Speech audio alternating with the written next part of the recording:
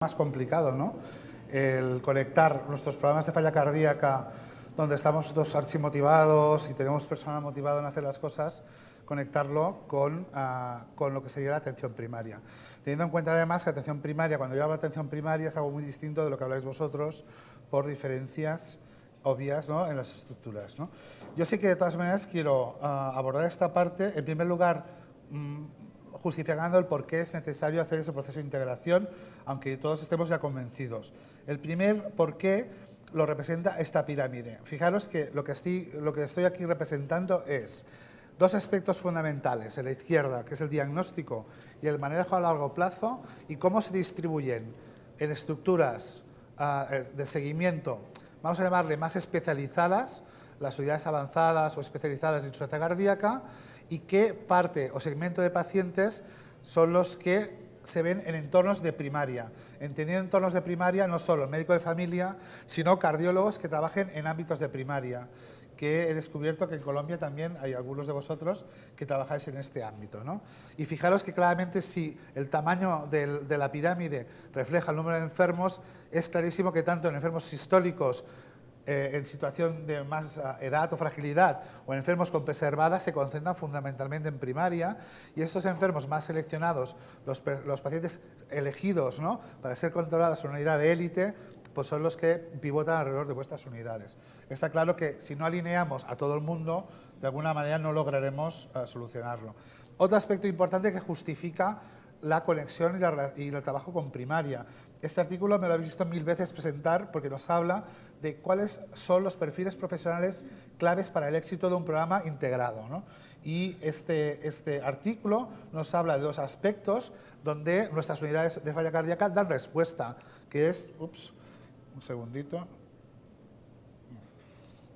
se me ha ido la mano, ahí está, que son fundamentalmente para la complejidad de la cardiopatía, el cardiólogo tiene que estar allí, y para el cuidado de la coordinación, las enfermeras. Pero esa visión holística es necesaria de la presencia de otros profesionales, como geriatras, pero también como médicos de familia. Y sobre todo porque, además, si este es un resumen del esquema o del leitmotiv que, a través del cual los programas de insuficiencia cardíaca quieren conseguir esto, que es reducir mortalidad y hospitalizaciones, haciendo estos pasos, ¿no?, que son todo lo que sea el seguimiento basado en la evidencia, la detección precoz de la recaída, el empoderamiento de los enfermos y la conexión con todos los niveles asistenciales. Todo esto, para que sea equitativo, tenemos que ofrecérselo a todo el mundo, porque si no estamos seleccionando a unos pacientes privilegiados. Es decir, si no nos abrimos a primaria, no vamos a poder hacer que nunca desde primaria se efectúe este proceso con la misma calidad. Por todo ello, es fundamental poner nuestros objetivos. En algún momento debo acercarme a primaria a ver cómo debo trabajar. Cómo hemos trabajado en nuestra experiencia y con todas las salvedades de diferencias de sistemas sanitarios, ¿no?, pero sí que algunas cosas pueden ser útiles que las podamos compartir. ¿Cómo hemos trabajado esto en nuestra zona? Primero, una breve información de cómo es el sistema sanitario en Cataluña, ¿no? Vosotros sabéis que España son 17 comunidades autónomas que tienen la organización de la salud transferidas, es decir, la organización de la salud funciona de una forma como federal, ¿no? Entonces, Cataluña básicamente cubre una población, ¿no? Los que no habéis estado en Cataluña, está en la parte noreste de España, son 7 millones de habitantes, la cobertura de salud pública es universal, de hecho cubre al 98% de la población y se paga con impuestos, es decir, de nuestro sueldo no pago una parte que es médicos, sino que yo pago unos impuestos de Hacienda y Hacienda pues reserva un dinero para pagar el gasto sanitario, ¿no? Y estamos hablando de un presupuesto anual de 8.000 millones de euros. La única aseguradora que existe, que es única, es el Servei Català de la Salut, o CatSalut, y nuestro sistema sanitario es de base territorial.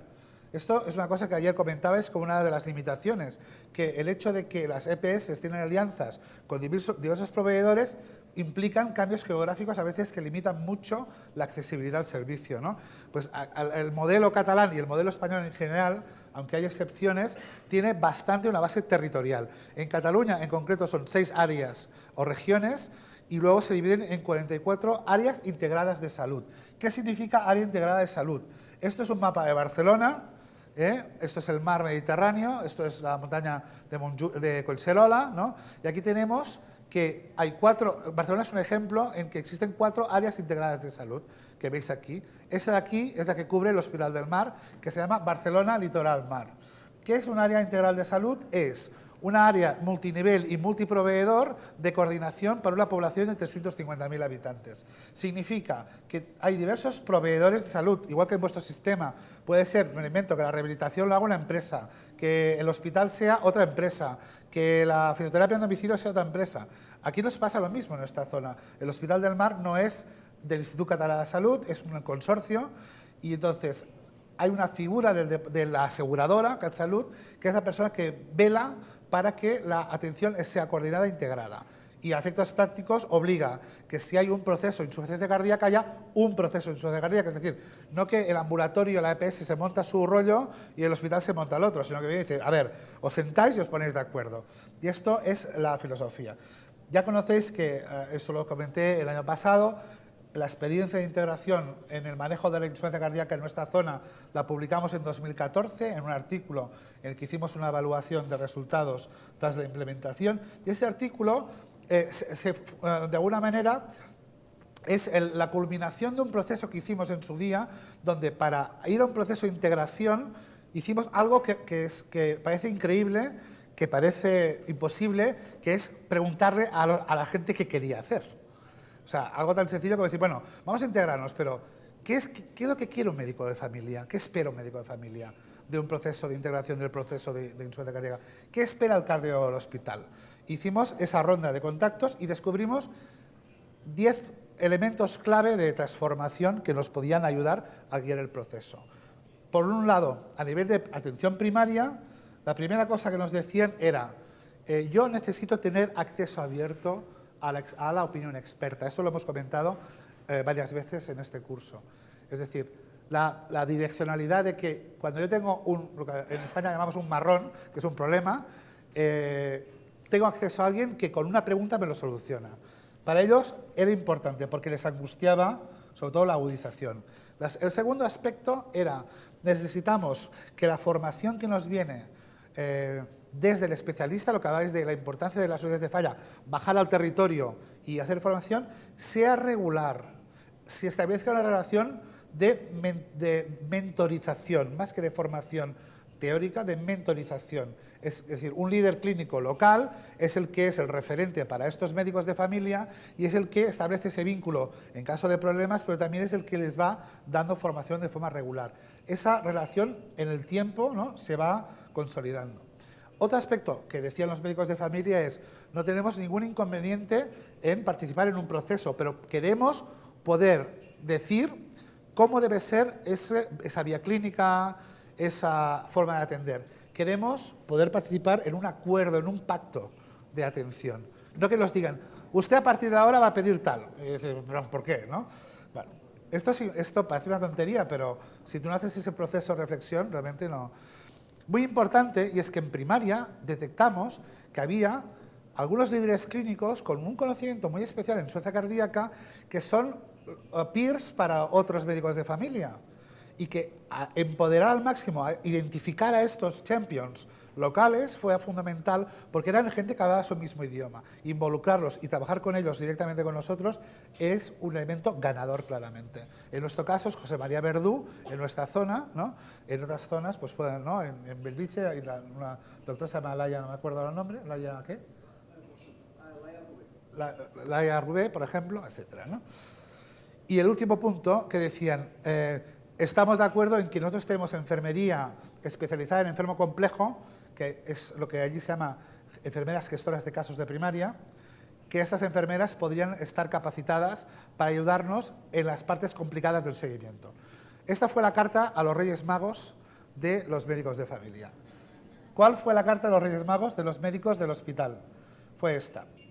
Primero es, oye, que el director del hospital nos permita crear procesos de abajo para arriba, pero también de arriba para abajo, que tengan autonomía organizativa y capacidad ejecutiva. Lo que no puede ser es que tenga que ir pidiendo permiso todo el día para modificar una vía clínica. Esto, o me empoderas para yo ser el líder del proceso y después de un análisis pedir una acción o si no, organízalo tú, ¿no? Eso fue lo primero que dijimos, ¿no? La segunda cosa es, nosotros creíamos que teníamos que tener como especialistas una capacidad de supervisar lo que sería el seguimiento de los pacientes de cara a tomar decisiones críticas en el manejo, pero que si el enfermo era un enfermo de bajo riesgo, la gestión la hiciera un médico de primaria, ¿no? Que con un poco de apoyo pueda solucionar el tema, ¿no? La idea era esto, ¿no? Nosotros íbamos a tener un rol activo en los que requieren un manejo más experto, pero en cambio teníamos un compromiso de dar soporte a los que no necesitan tanta intensidad. Nos pareció interesantísimo hacer interacciones regulares con primaria. Aquí coincidíamos, fijaros, que el modelo de mentorship nos parecía que era más adecuado y dijimos, vamos a hacerlo así, ¿no? Y por último, que requeríamos un reconocimiento de una enfermería especializada, que en el hospital pues, no existía en ese momento, ¿no? Todo esto, en su momento, lo plasmamos en una serie de procesos de trabajo de grupo. Aquí no voy a entrar en el detalle, pero las secciones específicas que hicimos para el desarrollo fue definir quién hacía la coordinación ejecutiva, identificar los miembros de la unidad, quién formaría parte de primaria.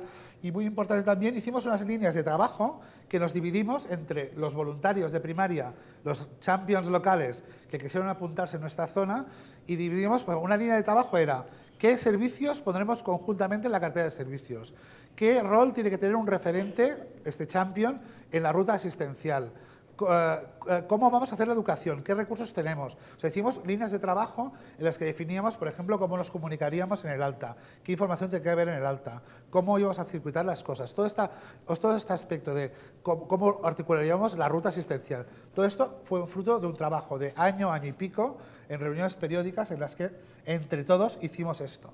Y muy importante, con la ayuda de nuestros managers del hospital de atención primaria, expusimos una lista de acciones que nosotros ya habíamos hecho y las pusimos en común para compartir la cartera de servicios. ¿Eso qué significaba? Que de golpe ciertos recursos estaban al alcance directamente de primaria sin pasar por un circuito más complejo. Y al revés, yo podía utilizar, por ejemplo, el programa de paciente experto o ciertos programas de formación que hacían otros ambulatorios, yo podía enviar directamente a un enfermo, cuando antes era enviar al médico familia, sugerirle que enviara al paciente allí, ¿no? Entonces, lo que hicimos es, ya que ponemos los recursos en compartidos, vamos a ser generosos y dejar que hagamos una circulación. ¿Cuáles fueron aspectos estratégicos clave en este proceso? Y como esto es muy filosófico, yo creo que esto es aplicable a cualquier entorno organizativo, ¿no?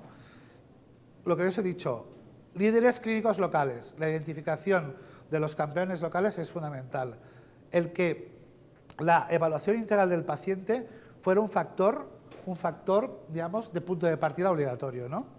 Que la enfermería se involucraba en el proceso de la coordinación del día a día. Es decir, ya no era el contacto de médico a médico, sino que era la enfermera con la enfermera, las que hacían el proceso de cesión de seguimiento, de recepción, de gestión de llamadas, etcétera, ¿no? Aspectos también muy importantes fue refinar la planificación al alta hospitalaria, y lo hacíamos con contactos presenciales, luego lo veréis, establecer un plan de formación continuada, y otros aspectos que nos han ayudado fue, ya lo sabéis, ¿no? Programas de difusión como el ITERA, hicimos uno en Colombia, pero en España habíamos hecho 5, ¿no? Por ejemplo, o otras acciones dirigidas sobre todo a involucrar a los, llámale, policy makers, ¿no? Que eran, pues, las direcciones respectivas, el influir sobre las direcciones en que, por ejemplo, una cosa que hicimos, que fue un lobby auténtico entre primaria y hospital en la IC, fue presionar para que el pequeño budget que tenían para innovación tecnológica se dirigiera a la integración de las historias clínicas a nivel local. Y, de hecho, antes de que estuviera integrado toda la historia clínica en Cataluña, nosotros ya teníamos una integración de historias en el área Barcelona Litoral del Mar. Y esto fue una auténtica presión que hicimos desde nuestro grupo, ¿no? Y sobre todo tener acceso a indicadores de desempeño, que era un aspecto que nos preocupaba bastante, ¿no? ¿Cómo fuimos construyendo el programa? Ahora pongo unas cuantas fotos, ¿no? Pues esto, el documento típico, la ruta asistencial, que esto además se hizo en toda Cataluña y que de alguna manera lo que hace es plasmar ese pacto asistencial. O sea, fijaros que la filosofía de una ruta es que nos hemos sentado y hemos pactado, y hemos puesto en igualdad de situación al médico de familia y al especialista y hemos decidido cómo vamos a relacionarnos. este factor de ponerse a su nivel es clave para conseguir fidelización. Si no, se ve como una imposición. Es los que saben están en el hospital, la vida inteligente está en el hospital, pero el hospital es el desierto, ¿no? Este es un esquema que habéis visto 1000 veces. El programa, esto es la zona del mar y el hospital, tenía dos vertientes, una donde la atención primaria tenía un rol específico y otra que era la pura unidad de insuficiencia cardíaca y la comunicación siempre a través de enfermedades especializadas. No entraré en detalle en esta figura, porque esta figura lo que habla es cómo estábamos implicados, era que nuestro programa se diseñó para definir bien quién interviene, es decir, nominalmente quién hacía qué en cada centro de salud o quién hacía qué dentro del hospital, nombre, teléfono, identificación. Segundo, definíamos bien cada acción que se hacía en cada nivel asistencial, qué se hará intrahospitalariamente, qué se hará en la consulta y qué se hará en primaria, y cómo hacerlo, básicamente, siguiendo las guías clínicas. Eso significaba hablar activamente de cada ese punto sin dejar nada por sobreentendido. Y esto es una cosa que además hay que hacerlo de forma regular, porque si no la gente en los circuitos se desconfiguran, etc. Era muy importante tener claro lo que os puse ayer del sustrato organizativo. Ya hemos hablado de la ruta asistencial, hemos hablado de la historia clínica compartida y los indicadores, pero esta filosofía transicional es fundamental. Uno de los elementos clave era asegurar la continuidad. ¿Y cómo? A ver, asegurar la continuidad asistencial es una frase súper bonita, queda súper bien. No, yo aseguro la continuidad asistencial. Pero, a ver, ¿esto cómo lo haces? Pues el acto físico de una enfermera, cuando termina el seguimiento con un paciente, de contactar por correo electrónico, enviar un contenido de acciones que se han realizado y cosas pendientes que esté ya estructurado en forma de checklist y ella dar el ok, lo he recibido, voy a recibir el enfermo tal día, esto es una forma de cesión de testimonio que asegura en la continuidad asistencial. O sea, esto que hablamos filosóficamente hay que bajarlo a un acto concreto y hay que sistematizarlo. Luego veréis cómo lo hacemos, ¿no? La idea era poner todos los servicios, todos dentro, a ver, ¿no? Si yo trabajo en el hospital y tengo unidades diversas, quiénes son los pacientes, tengo dispositivos de primaria como las gestoras, oye, ¿cómo nos vamos a relacionar? Tenemos que pactar de alguna manera el flujo. Estos son elementos claves, son fotografías del Altillo de Cardio, que es un edificio muy antiguo, porque esto es de cuando se hizo el Hospital del Mar, a principios del siglo XX, en el año 1914, y aquí nos reunimos, con Isabel, por ejemplo, Xenia, Nuria, Esther y Marta, ¿no? Son gestoras de casos. Por ejemplo, Esther Calero es la gestora de casos de un ambulatorio que se llama San Martí, y ella cada miércoles viene con una lista de enfermos que están ingresados por insuficiencia cardíaca en el hospital, que Neus Badosa, que es la enfermera que hace el proceso intrahospitalario, ya el lunes, si los ha detectado, le envía un correo. Ella habitualmente recaba información, sobre todo del entorno psicosocial del paciente, de su médico de familia, y aquí lo que hacemos es planificamos el alta. Decimos, primero, desde un punto de vista psicosocial, este enfermo, ¿qué barreras voy a encontrar? ¿Y cómo puedo solventarlas? ¿No tiene cuidador? ¿O es competente? ¿No es competente? ¿Vive en un cuarto sin ascensor? Etcétera, etcétera. Entonces, en base de esto y lo que opina el cardiólogo, definimos el tipo de seguimiento estructurado que haremos. ¿Qué tipos de seguimiento tenemos básicamente? ¿Qué hemos hecho? Que una parte del seguimiento estructurado postalta, esa flecha que decíamos, empoderar, optimizar y tal, les hemos dicho, oye, tú también tienes que hacerlo esto. Tú también tienes que hacerlo, no puede ser que solo lo haga yo. Entonces, ¿qué hemos hecho? Adecuar lo que tenemos a cada uno de los dos. Para el perfil de enfermo de primaria sería esto de aquí, y esto es el perfil del paciente que llamamos seguimiento estructurado de la unidad de insuficiencia cardíaca, ¿no? Que sería un poco el tipo de enfermo que veis vosotros ahora. Fijaros, os explico el esquema. En la unidad de insuficiencia cardíaca tenemos el seguimiento estructurado de la unidad, tiene, centrado en enfermería, utiliza fundamentalmente contacto presencial en hospital de día y o telemedicina como forma de contacto, y en caso de descompensación utiliza el hospital de día. Esto nos ha permitido además definir una vía clínica específica para el enfermo ya más paliativo con congestión refractaria. O sea, por tanto, seguimiento estructurado cuando el enfermo está optimizándose, y si el enfermo va haciendo recaídas, pasa al club de la furosemida, que llamamos nosotros, ¿no? Que es el seguimiento que hacemos en el enfermo que recae y que no puedes desengancharte de tu proceso, ¿no? En caso de urgencias, hospital de día. En primaria hemos hecho una simetría de esta estructura, ¿Qué hemos hecho? Que hay un seguimiento estructurado basado en la gestora de casos, que es un seguimiento simplificado respecto a este. La forma de contacto con el enfermo es en domicilio o en atención primaria. En caso de problemas, utilizamos el centro de urgencias de atención primaria, donde hacen de hospital de día de estos pacientes, y cuando el enfermo avanza, hacemos paliación a domicilio con un programa que se llama PADES, o hacemos un proceso de final de vida en enfermos sin soporte familiar. Es decir, yo tengo un enfermo, vamos a imaginar, una paciente de 92 años ingresa por insuficiencia cardíaca en el Hospital del Mar, ingresa en el área de geriatría. Ese paciente con este, yo la evalúo, le hago una eco, un VScan, nunca tenía una eco, y veo una estenosis aórtica severa visual. Esa enferma, lo que hacemos es, ¿cuál es el soporte de esta paciente? Y lo que vamos a hacer directamente es que haga una atención paliativa en domicilio directamente. Una enferma de 92 años que ingresa una estenosis aórtica, yo no la voy a operar. Lo que voy a hacer es, ¿dónde la voy a enviar? ¿A una consulta especializada? No. Lo que voy a hacer es contención, ¿no? Si esta misma enferma, por ejemplo, tiene una recaída o no se ha contenido con PADES porque la familia ha claudicado, tenemos unas camas específicas en geriatría de larga estancia hasta que el paciente se muere. No es una paliación a corto plazo oncológica de se muere en 15 días, es un paciente que muere entre 3, 6 meses, 4 meses, algo así, ¿vale? Esto es físicamente el documento que las enfermedades de primaria tienen como resumen de esquema de seguimiento cuando hacen el seguimiento estructurado en ADDOM. Una serie de informaciones de autocuidado, de conocimiento de los signos de alarma, de analítica de control tras el alta, y eso es un checklist, ¿no? ¿Lo veis? Es un checklist. Entonces, cuando una enfermera de nuestra unidad está llevando a un paciente el seguimiento estructurado con telemedicina y al tercer mes decide alta, lo que hace es, mi enfermera coge este documento, señala dónde ha dejado el proceso de seguimiento, se lo envía por correo a la gestora de casos del ambulatorio. Se hace un handover, es decir, físicamente hay un papel que ella dice, yo he llegado hasta el tercer mes, he conseguido el conocimientos a nivel de este tipo de autocuidado, control analítico, titulación, y tengo estas cosas pendientes de realizar. O sea, hay una acción activa de comunicación en este sentido. Bueno, ya para ir avanzando, esta tabla no iré con detalle, porque esto lo contaréis en el artículo que comenté ayer, pero sí que hay diversas cosas, contenidos a valorar en el seguimiento en primaria que desde primaria se pueden hacer, ¿no? En cuanto al seguimiento de un paciente, ¿no? En monitorizar la tensión, monitorizar la evolución, etcétera, etcétera. Nosotros lo que hicimos fue plasmar en algoritmos todos los circuitos y, de hecho, si queréis copiarlos, yo os los paso. Esto no se lo mira a nadie, ¿eh? Luego, es así de claro, ¿eh? Esto solamente se ejecuta cuando tú tienes identificada nominalmente a la persona con la que tú haces la comunicación.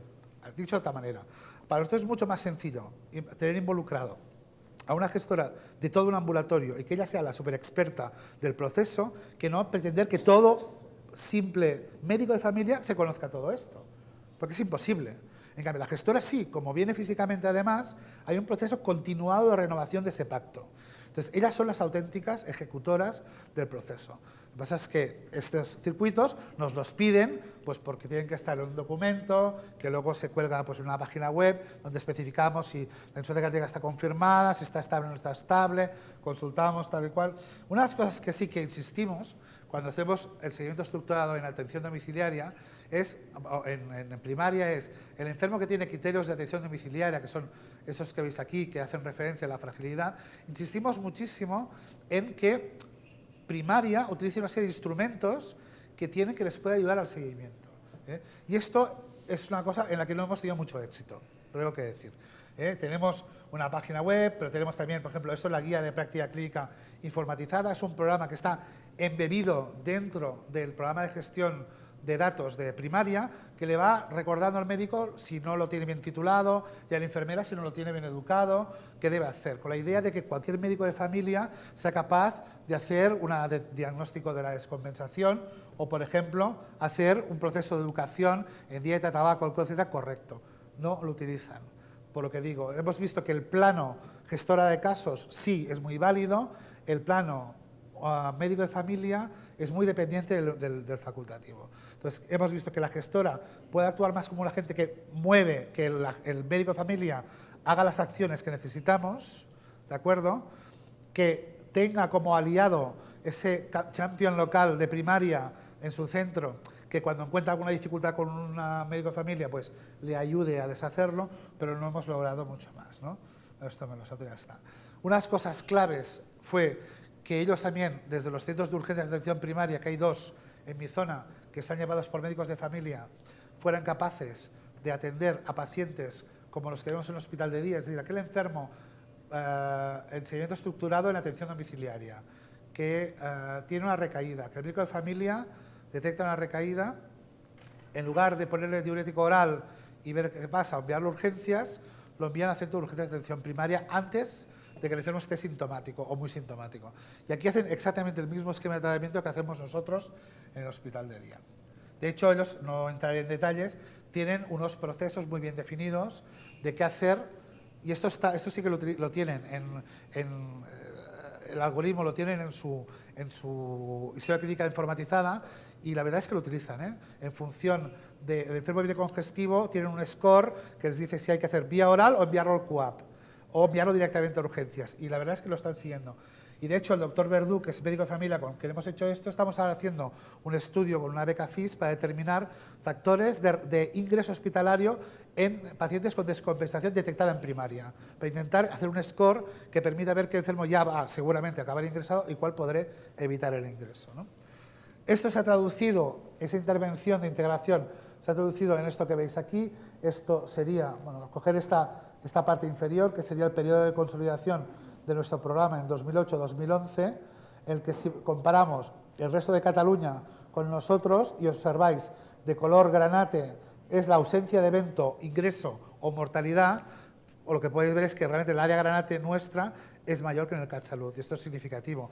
Y fue a expensas de menor zona morada, que es menor mortalidad, pero si miráis en colorines, los colorines estos hablan de rehospitalización.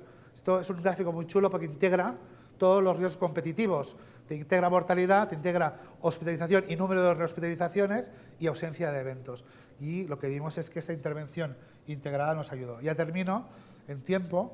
Estas son las conclusiones, que la gestión ambulatoria del paciente tiene que estar coordinada con primaria y que la enfermería tiene que actuar como pivote. Yo creo que eso lo tenemos todo claro, ¿no? Que la gestión del proceso entre, vamos a llamar, una unidad falla cardíaca estructurada o un proceso más dependiente de primaria, depende un poco de la fragilidad del enfermo, del riesgo del paciente y necesidad o no de alta tecnología. Con esto significa un estudio electrofisiológico, un cateterismo o un dispositivo, ¿no?